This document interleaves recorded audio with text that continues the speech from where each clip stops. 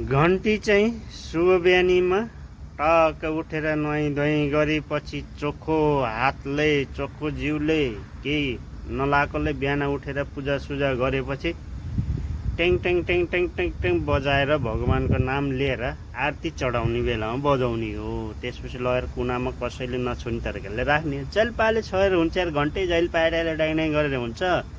अनि त्यो एउटा चाहिँ शिवरात्रिमा बाबाहरूले लगाउने हो घन्टी, टेङ टेङ टेङ टेङ गरेर बस्ने हो। त्यसरी बुझ्नु पर्यो होइन। अनि रुख त चैते वैशाखमा यसो छारी बस्ने काम लाग्ने मात्रै हो। फेरि धेरै कुरा गर्नुहुन्छ होला त्यो बेलामा चाहिँ।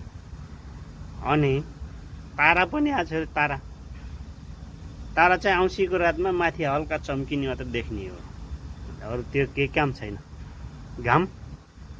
घाम चाहिँ अब भदौ असोजमा मकै र धान सुकाउने बाहेक अरू काम लाग्दैन होइन। माटो त 12 महिना काम लाग्ने हो नि त।